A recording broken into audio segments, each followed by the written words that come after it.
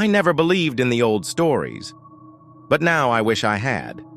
Those whispered tales, traded around campfires by other rangers, seemed like nothing more than folklore, until I found myself living one.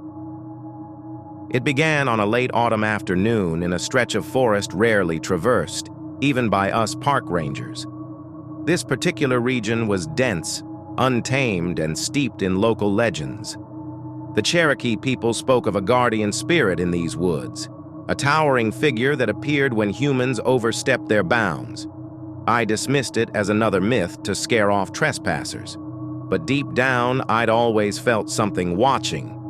That day, I was assigned to investigate reports of unusual activity. Campers gone missing, odd howls in the night, and a series of clawed-up trees found miles apart.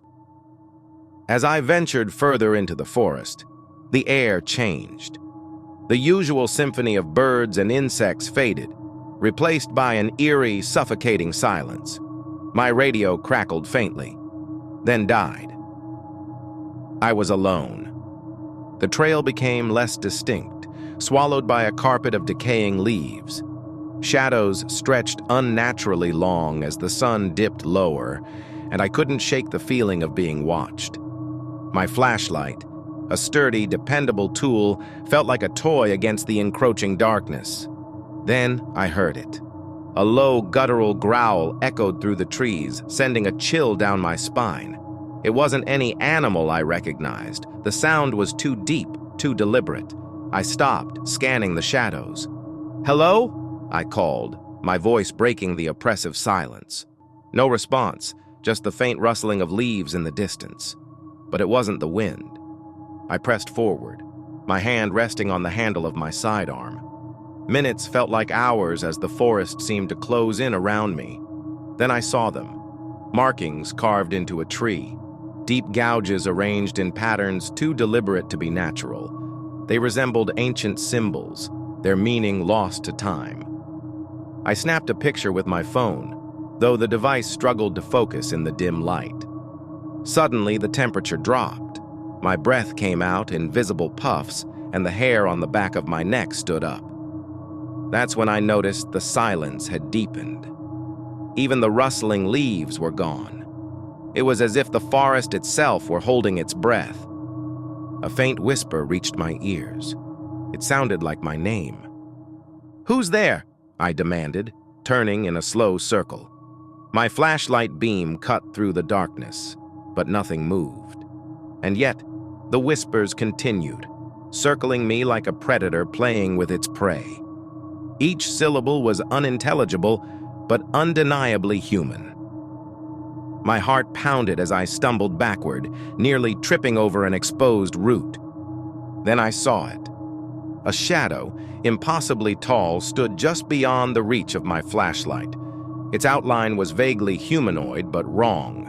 Its limbs were too long, its posture too hunched, and its eyes, two glowing orbs, pierced the darkness.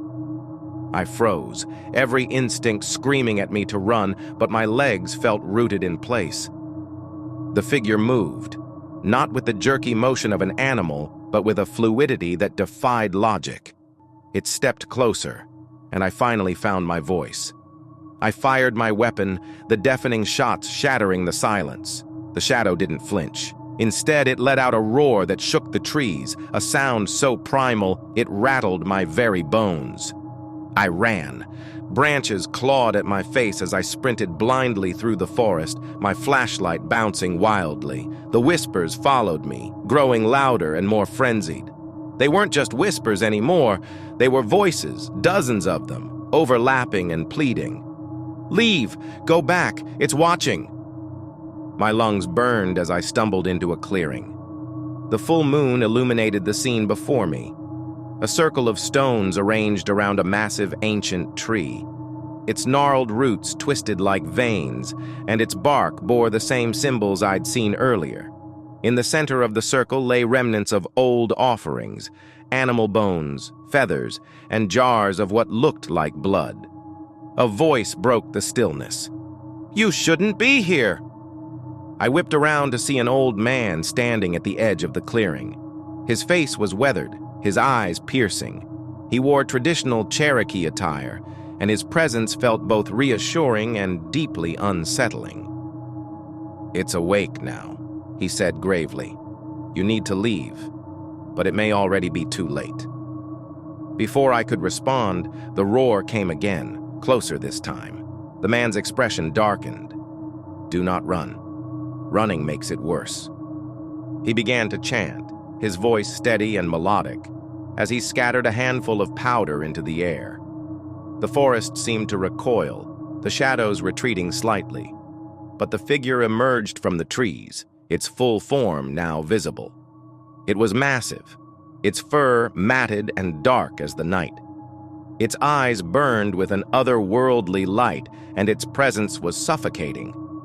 The old man continued chanting, his voice unwavering even as the creature advanced. "Close your eyes," he commanded me. "Do not look at it." I obeyed, squeezing my eyes shut as the air grew thick with an unearthly hum. The ground beneath me trembled, and the voices reached a fever pitch. I felt a hand on my shoulder pulling me to my feet. "Run!" the man whispered. "Do not stop until you're out of the forest!" I ran, tears streaming down my face, my legs moving on pure adrenaline. The whispers faded, replaced by the sound of my own ragged breathing. When I finally stumbled onto a familiar trail, the first rays of dawn breaking through the trees, I collapsed. I never saw the old man again, nor did I hear any reports of the creature. But I know what I saw. The forest, that ancient, untamed expanse, is alive in ways we can't comprehend, and something watches from the shadows, waiting for those foolish enough to venture too far. To this day, I wake up in a cold sweat, haunted by glowing eyes and a voice that whispered my name. The forest doesn't forget, and neither do I.